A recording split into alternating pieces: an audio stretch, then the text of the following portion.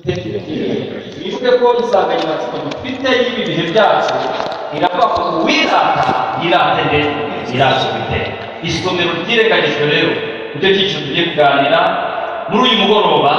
Isomero twese turarizi nk'abantu b'abanyabwenge baciye mu mashuri atandukanye, twanyuze no mu masomero atandukanye. Ndashaka kubabwira igitekerezo cy'umwana w'umukobwa nagisomye kuri YouTube. Umwana w'umukobwa yakoraga mu rugo, nuko uyu mwana w'umukobwa ndavuze ngo nagisomye kuri YouTube, nakibonye kuri YouTube, yenda namwe mwarakibonye. Uyu mwana yakoraga imirimo ariko anaririmba indirimbo zihimbaza Imana, zihimbaza Imana, himbaza Imana, himbaza Imana. Nuko shebuja wari warize amashuri menshi nkayo bamwe muri mwe mumaze kwiga cyangwa se yarengejeho, amubonye aramucyaha. Muba murimo n'ibiki? Ibyo bintu muba murimo n'ibiki? Asoni Imana ati jyewe amashuri yose nize hari ikintu navumbuye ko ikintu utarebesha amaso yawe cyangwa ngo ukibone wifashishije ibyuma kabuhariwe, icyo kintu nk'icyo kibaho.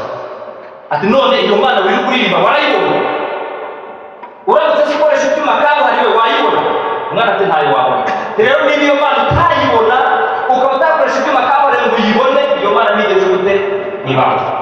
Nuko umuprofeseri ahita yigendera rwose nk'umuntu wize amashuri menshi, ariko bakabonye mwabonye yuko akigenda umwana yaramubwira ati profesa tereka mumaze. Nuko arakebuka ati mbese waba ufite ibitekerezo? Profesa ati ibitekerezo ndabifite.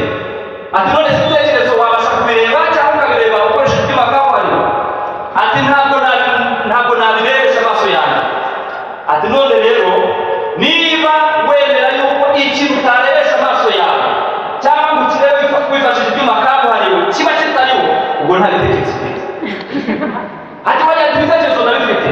Niba rero wemera ko bifite kandi ukaba utabirebesha amaso yawe, ukaba utabireba ukoresha ibyuma kabuhariwe, menya yuko nanjye Imana iriho kandi nizera yuko iyo Mana ishobora byose. Haleluya. Ese nabonye agenda avuze icyo yongera. Turi mu isi y'abahanga, nyamara abahanga benshi usanga batekereza ko siyanse bize itandukanya abantu no kwizera Imana.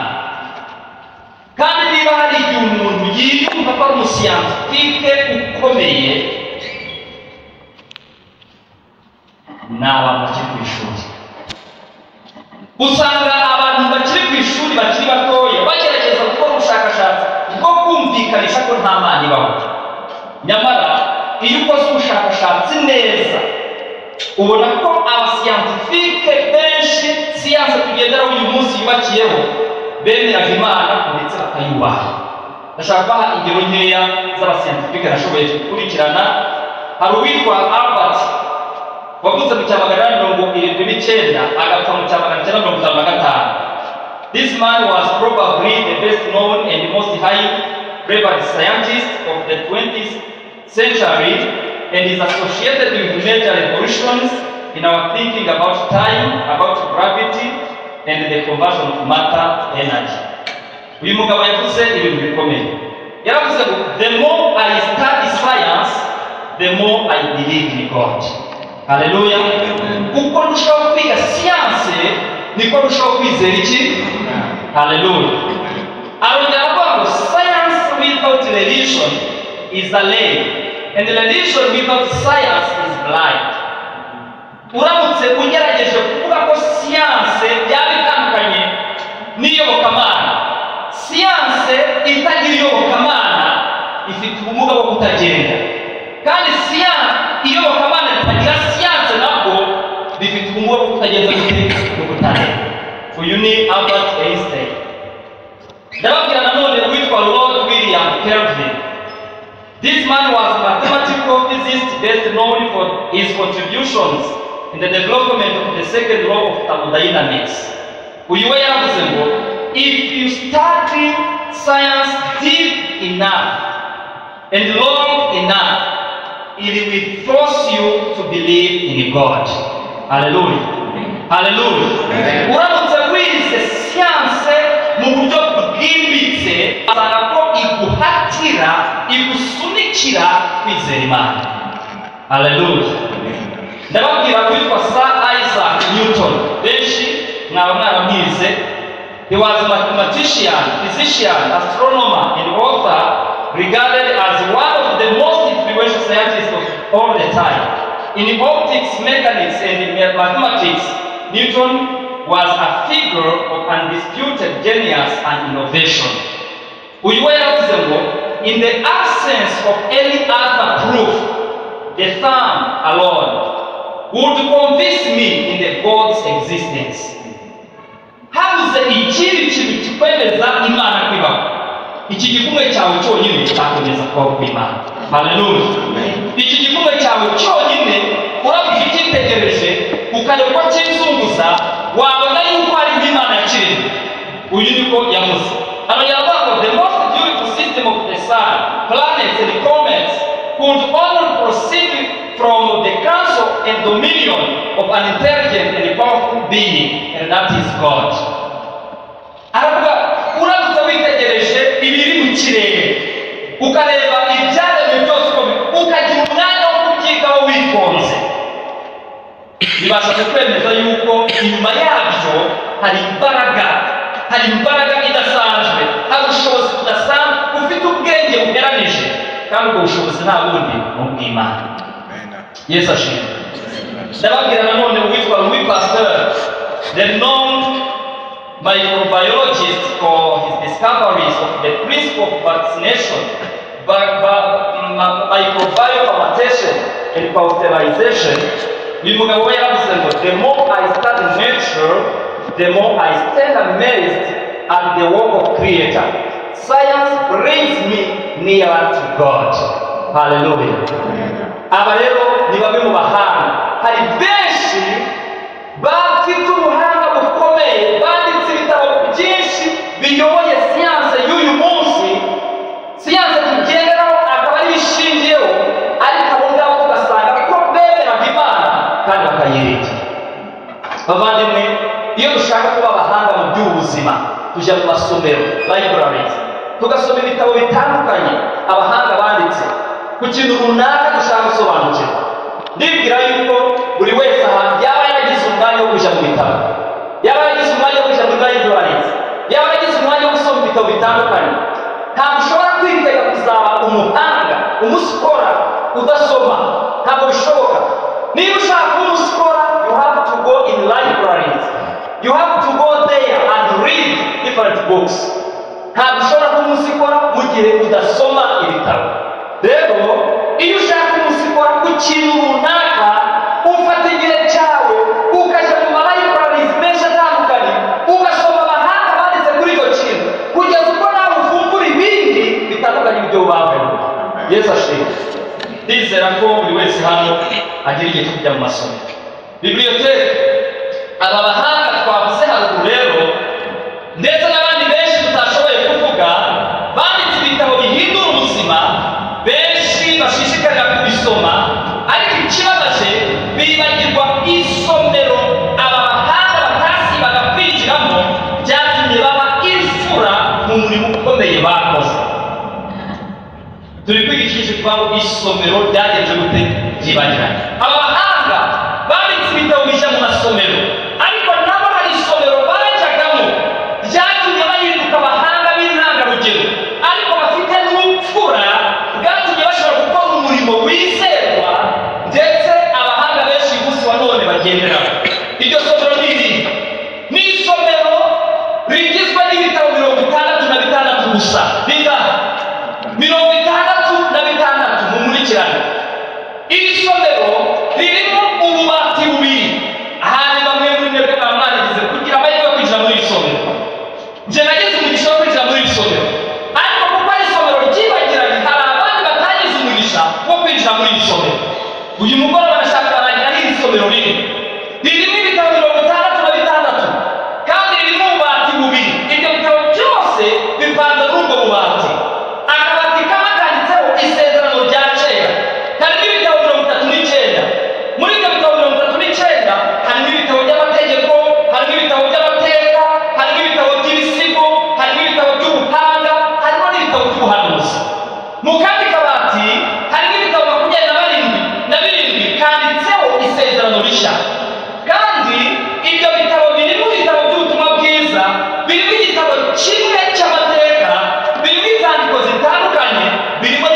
igitabo kimwe cy'ubuhanuzi.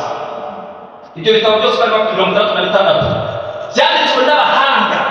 Bamwe bari abashumba, abandi bari abakarani, abandi bari abaganga, abandi bari abaminisitiri, abandi bari abaguverineri, abandi bari abami, abandi bari abanyamategeko, yemwe harimo n'abari abarobyi. Abanditsi 45 batandukanye nibo banditse ibyo bitabo mu myaka isaga 1500. Bavuga ngo ni gute umurobyi iki, ni gute umushumba, ni gute abo ngabo bajya mu gatebo kamwe n'ak'abaminisitiri n'abaguverineri n'abaganga bose bakitwa abahanga. Hari impamvu imwe gusa. Mu rwandiko rwa kabiri rwa Petero igice cya mbere umurongo wa 21 haranditse ngo kuko ari nta buhanuzi bwazanywe n'ubushake bw'umuntu, ahubwo abantu b'Imana bavugaga ibyavaga ku Mana bashorewe n'Umwuka Wera. Haleluya.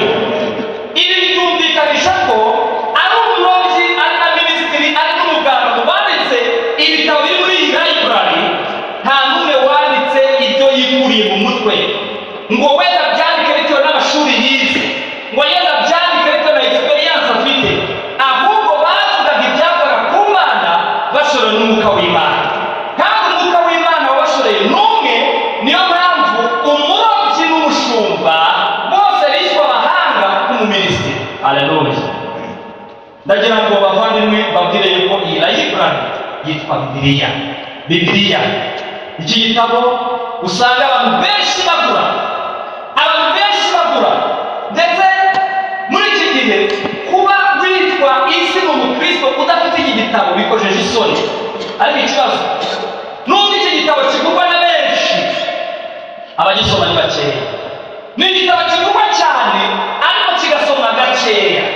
Ni igitabo gikundwa cyane kandi ni igitabo cyanzwe na benshi kugeza ubwo bashaka kukirimbura burundu.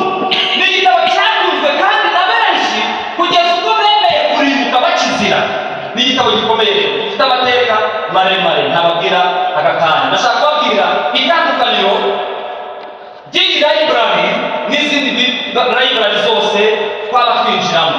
Dufite nyinshi twinjiramo, ariko iyi library ifitanye itandukaniro rikomeye n'izo zose. Izindi library ibitabo bizirimo ababyanditse barapfuye, ntibaba bakibashije kurinda inyandiko zabo. Nyamara uwandikishije iyi library we, haleluya, uwayandikishije yakomeje kuyirinda kugeza n'ubu, kandi aba hafi y'umuntu wese uyinjiramo kugira ngo amufashe kuyumva no guhindura ubuzima bwe, kuko yarasezeranye muri Yohana 3:31 aravuga ngo nimuguma mu ijambo ryanjye, haleluya, nimuguma muri library, nimuguma muri iri jambo ryanjye, murabigishwa banjye nyakuri, muzamenya ukuri kandi ukuri niko kuzagenda gute, kuzababatura. Rero muri iyi library harimo imbaraga zihindura umuntu wayigiyemo kandi zikamuhindurira kuba umuntu mwiza wifuzwa mu isi ndetse no mu ijuru. Yesu ashimwe. Bibiliya ni igitabo cyuzuye ubuhanga mu myandikire yayo. Ntabwo nashobora kubasobanurira ubuhanga bwose buri muri Bibiliya, ariko uzagenda ubisoma uzagenda ubona ubuhanga bukomeye cyane utashobora gusanga mu bindi bitabo ibyo aribyo byose. Reka mbahe akagero gato cyane. Ibice 3 bibanza bya Bibiliya ni ukuvuga itangiriro igice cya mbere, igice cya kabiri n'igice cya gatatu bivuga irema, bivuga ibijyanye n'irema. Ariko kandi nanone wagera mu bice 3 bisoza bya Bibiliya ni ukuvuga ibyahishuwe, igice cya 20, igice cya 21 n'igice cya 22, ugasanga nanone Bibiliya iri kuvuga ibijyanye n'iki, n'irema. Akusana kuka Yesu ashimwe. Akomwaruka ni byinshi buri gitabo cyose gifite ubuhanga bwacu. Bavandimwe, ndagira ngo mbabwire ko itangiriro muri biriya bice bimaze kubabwira 3 bibanza rigaragaza uko Imana yaremye isi n'ibirimo byose n'uko byari byiza cyane. Mu gihe abasiyantifike batamenye Imana bagerageza kumvikanisha yuko nta Mana irimo, bakagerageza no kumvikanisha ko isi yavuye mu bintu by'ubusabusa, bakumvikanisha ko n'umuntu yavuye kwihindagurika ngo ry'agasimba gato cyane, ibintu mu by'ukuri washira no muri logique ukumva ko ari ibinyoma. Mu gihe bahakana kubaho kw'Imana no kurema kw'isi, itangira igice cya mbere kitwereka uko isi yagenze gute yaremwe. Haleluya, haleluya. Ariko biroroshye, ninde wavuga yuko kiriya gipangu kiri hariya n'amakiza? Ninde wavuga ko iyi sima yabonetse ntawe wayishyizeho? None se niba iki kitabaho ntawe wayishyizeho, ni gute wavuga yuko ibi byatsi byibesheje aha ngaha? Birashoboka. Dufite amahirwe makeya, turi ahafunze, ariko iyo tuba turi hanze nimuhagera mwongere murebe, muzavuga kubireba ariko mwongere murebe, ugerageze witegereze mu kirere hejuru, urebe iki kintu kiri hano hejuru kitaramanuka na rimwe ngo kitwubarane. Wavuga yuko kimanitse hano hejuru ari n'ikimanitse? Yesu ashimwe. Reka nekuza muri ibyo byinshi, ariko Bibiliya, iki gitabo, iyi library, muri ka kabati karimo ibitabo 39 dusangamo igitabo cyitwa Itangiriro. Icyo gitabo rero kigaragaza ko Imana yaremye isi n'ibirimo byose ikareba mu minsi 6 gusa. Haleluya. Kuko Imana yaravugaga bikagenda gute? Bikabaho. Yaravugaga mu ijambo ryayo ngo habeho icyo Imana yavuga ngo kibeho, cyahitaga kibaho.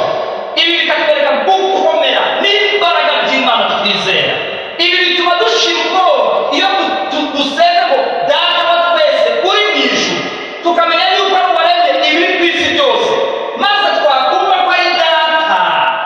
Bituma niyo duhuye n'ibibazo n'ubukene n'ibindi bibazo runaka biducira intege tutashobora kwikemurira, kuko uwo twizera ni Data, akaba ushobora byose, akaba uvuga bikaba, byategeka bigakomera. Bituma dushira ubwoba tukavuga ngo nubwo uyu munsi wabibazo njyewe nashoboye kukwikura, ariko Data yabimvuramo. Yesu ashimwe.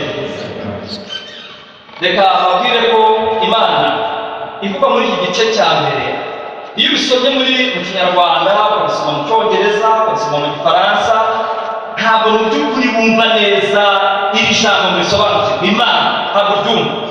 Ariko iyo usomye Igiheburayo usanga ko ari Elohim. Iri jambo rero rikaba riri mu bwinshi. Mu gihe usoma ngo Imana iravuga ngo habeho ibi ngibi, iri jambo muri Bibiliya y'Igiheburayo ryitwa Elohim, akaba ari ijambo riri mu bwinshi. Bisobanuye ngo iri jambo Imana ryumvikanisha ko mu gihe cy'irema ntabwo hari Imana imwe, hari abatatu bahuriye kuri iri jambo ryitwa Imana. Yesu ashimwe. Hari abarenze umwe bahuriye kuri iri jambo ryitwa Imana, kuko basangiye kamere yo guhoraho, basangiye kamere yo kudakora icyaha, basangiye kamere yo gushobora byose, basangiye kamere. Iyo kamere bahuriyeho ituma abo ngabo bitwa Imana. Aha rero niho dukura twebwe abiga Bibiliya kwizera icyitwa ubutatu buziranenge. Tukavuga ngo hariho Imana Data, Imana Mwana n'Imana Mwuka Wera. Ntabwo dufite umwanya ngo tubisesengure byose, maze turebe ibi ngibi uko Bibiliya ibigaragaza. Turebe mu bitabo bitandukanye uburyo hariho Imana Mwana cyangwa se twita Yesu, hariho Imana Mwuka Wera, hariho n'Imana Data. Ntabwo ari Imana eshatu, ahubwo ni Imana imwe, ariko yitwa Elohim, iri mu bwinshi bitewe na kamere. Ni abatatu bahuje iyo kamere. Ntabwo nzi niba mubyumvise neza. Nagira ngo rero babwire ko Itangiriro ryerekana Imana nk'umuremyi, bikerekana Satani nk'umwangizi, ariko kandi bikerekana Kristo nk'umucunguzi. Imana habijubahiro. Mu gitabo cy'Ibyahishuwe cyo bya bice bitatu bisoza bivuga ibijyanye n'irema, bigaragaza ukuremwa bundi bushya bw'isi n'ijuru, n'uko ibintu bizongera bikaba byiza cyane. Ibi bice byerekana Imana nk'umuremyi w'isi nshya, Satani umwanzi akurwaho, ndetse na Kristo y'Imana umuziraherezo nawe yacuwe. Haleluya. Ndagira ngo babwire yuko Bibiliya atari ubuhanga gusa gutuma iba igitabo gitandukanye cyangwa se library itandukanye n'izindi zose. Oya, ntabwo ari ubuhanga buyirimo. Twasomye mu rwandiko rwa kabiri rwa Timoteyo igice cya 3 umurongo wa 13 kugeza wa 17 ngo ibyanditswe byera bingana iki? Byose ni ukuvuga mu Itangiriro igice cya mbere umurongo wa mbere kugeza mu Byahishuwe igice cya kangahe? 22 umurongo wa kangahe? Aha, byose hatavuyemo na kimwe byahumetswe n'iki? Byahumetswe n'Imana, kandi bigira umumaro, bifite umumaro wo kwigisha umuntu, bifite umumaro wo kwigisha umuntu no kumwemeza ibyaha bye, no kumutunganya, no kumuhanira gukiranuka. Haleluya! kugira ngo umuntu w'Imana abe ashitse afite ibimukwiriye byose bakora imirimo myiza yose. Niyo mpamvu iyi library iruta izindi zose, uwayinjiyemo akenera kumwigishwa wayo, ifite umumaro wo kumwigisha no kumutunganya, no kumwemeza ibyaha bye, no kumuhanira gukiranuka, kugira ngo abe ashitse afite ibimukwiriye byose. Ni ishuri rero rikomeye, ni umwarimu ukomeye. Nagira ngo mbabwire yuko hari mpamvu ituma Bibiliya igira ububasha, ikagira ububasha bwo kwigisha, ikagira ububasha bwo kwemeza ibyaha. Buriya niba hari ikintu gikomera no kwemera icyaha, kugeza gute? Bitangamo gatoya k'imyaka 2, ariko gashobora gukora ikintu wenda kamenya nk'isahane, akabaza niba ukoze ntabwo ari cyo, kandi kakwiga kuvuga. Baravuze ngo ababurana ari babiri, umwe abayigiza ntabwo n'iki. Muzayibona nawe buri ibibazo biba mu miryango kenshi biterwa n'uko hawuswemera ikosa rye. Niba hari ikintu gikomera ni ukwemera ikosa. Ndetse umuja w'Imana nawe yaranditse mu gitabo cy'intambara ikomeye avuga ngo intambara iruta izindi zose ku isi ni intambara yo kwiguranya ukagenda gute, ukemera ngo iki kintu nagikoze. Turi babi ariko dushaka kugaragara neza, turi babi ariko dushaka ko abantu batubona ko turi beza, ntabwo dushaka kwemera ububi bwacu. Rero niba hari ikintu gikomeye ni ukwemera ko wakosheje. Niyo mpamvu kera tukiri abana wakoraga mu nkono, ikijumbura gicigatiye hano mu mufuka, urasohotse, mama yavuga ati ninde wakoze mu nkono? Simbizi. Kandi ugenje gute? Uragifite? Bibiliya rero wabaye umwigishwa wayo, ukemera ukajya muri iri somero, ukemera ukayisoma, ifite umumaro wo kwemeza ibyaha byawe. Haleluya! ukabyemera nta muntu ushyizweho. Hari abayobozi bo mu nzego z'ibanze bajya batubafata, ariko abapasiteri mufite imiti mutera abantu kugira ngo babumve. Ati twebwe duhamagara abantu ngo baze mu muganda, tugashyiraho na za daso, tugashyiraho n'iki, tukavuga ko tuzanabahana ariko bakabakuza. Ariko mwebwe baraza bagakora umuganda, bagatanga n'amafaranga, nta muntu mwabashyizeho. Biterwa n'iki? Mufite imiti, umuti turawufite ni Bibiliya. Haleluya! Bibiliya na bya bindi leta yananiwe guhana, wa mujura bagenda bagakupita. Iwacu bigize bafata umujura yibye ibitoki, baramukupita, ariko ukuntu yari yatuzegereje. Iyo nkuru nyumvise ndavuga nti reka nanjye ngende njye kwihera akanogo, mfata inkoni ngenda ngiye gukubita nanjye. Icyakora ngira amarangamutima make yihuse anca intege. Ngiye nsanga umugabo bamurayeho, bamukondagura, bamumenaho amazi, bafata bya bitoki byose yibye babimuzirikaho, maze aho yari yicaye n'ubwambure bwe bugaragara bamuhunzeho ibitaka, yarabasusumira gutya, utamenya ngo mu by'ukuri ni igiki. Nuko mukubise amaso, nyoberwa icyo nakora, inkoni ndayisubinya ndirukanka njya kwihisha. Ariko reka babwire, uwo mugabo bamukubise batyo kugira ngo yemere yuko yibye, avuge n'uwo bari bari kumwe, arabahakanira. Barinze bavugira gutyo, arabahakanira. Izo nkoni bamukubise yamaze iminsi 3 arapfa, ariko apfana ibanga ryo kutavuga uwo yagejwe. Bene uwo mujura wakubiswe izo nkoni akajya muri gereza, akaranirana neza akanga kwemera icyaha cye. Iyo yinjiye muri iri shuri rya Bibiliya, nta wundi muntu umuhagaze hejuru, nta muntu akubise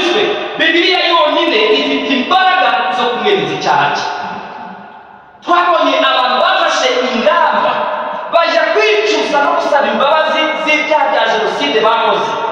Umuntu akagenda akavuga ati mwishe abantu 50. Ibyo ngibyo akabivuga nawe amuhagaze hejuru, ahubwo kuko yigishijwe Bibiliya. Haleluya. Yakwiga Bibiliya akemera icyaha cye, agaca bugufi, akavuga ati rwose niba igihano nzagihanwe, ariko namaze kwemera mu mutima wanjye yuko ikintu nagejeje gute nagikoze. Bavandimwe, ndagira ngo mbabwire impamvu imwe gusa ituma Bibiliya igira ububasha. Iyo mpamvu nta yindi, ni umuntu umwe uvugwa muri Bibiliya, akaba ari izingiro rya Bibiliya.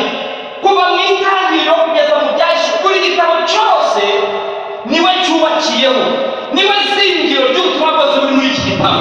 Uwo nta wundi ni Yesu. Haleluya. Ni Yesu. Dusoma muri Yohana 3:16 ngo kuko Imana yakunze abari mu isi bingana iki?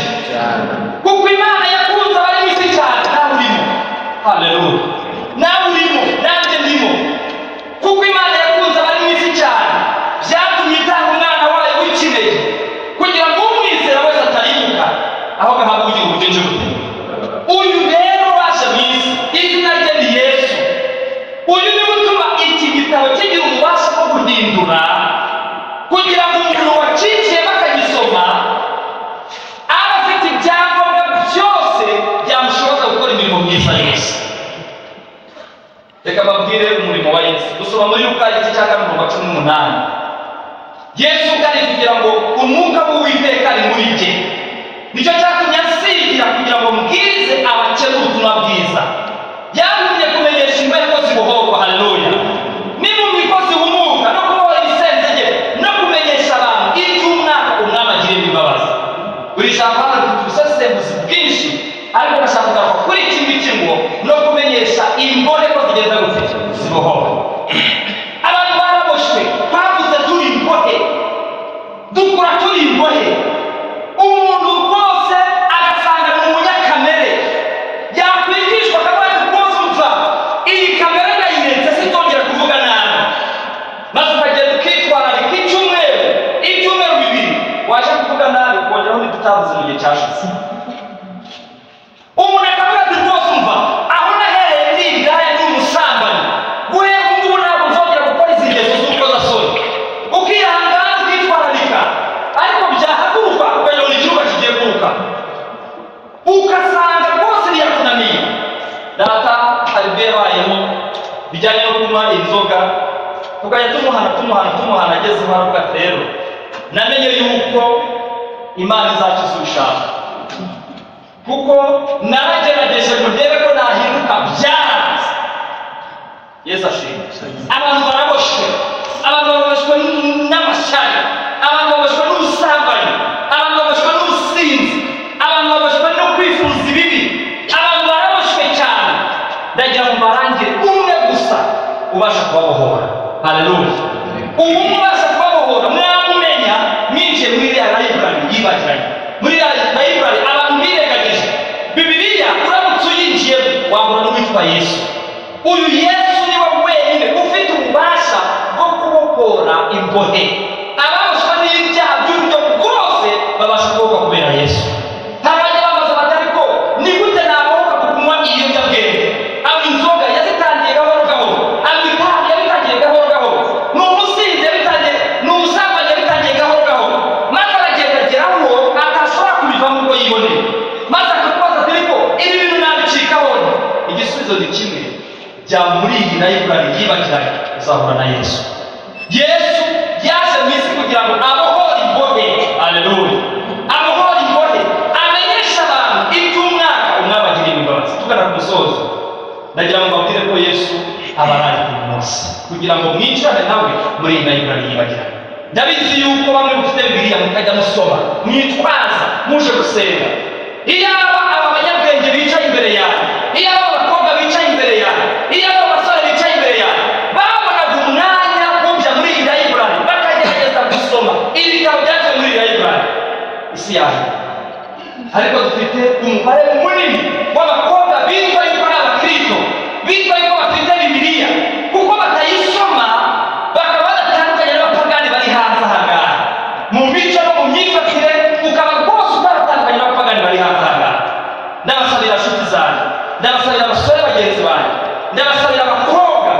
kugira ngo iyo library yibajyanye mufite mu biganza byanyu mutunze iyo kwitwaza mugiye gusenga, mugire umwanya wo kuyisoma, mugire umwanya wo kuyiga, mugire umwanya wo kuyinjiramo, muzabona ko ubuzima bwanyu bugenda buhinduka, muzabona ko mugenda muhinduka abantu isi yishimira kandi n'Imana ikishimira. Ubuhanga mwiga, izo ekonomi mwiga n'ibindi mwiga ahangaha bizagira agaciro kurushaho bitewe n'uko iyi library yabahaye kuba abantu beza mu mico no mu myifatire. Imana ibakundishe kujya muri iki gitabo, Imana ibakundishe kubonamo imbaraga zibahindura kugira ngo tugire abahungu n'abakobwa Imana yishimira kandi abantu bakishimira. Mu izina rya Yesu.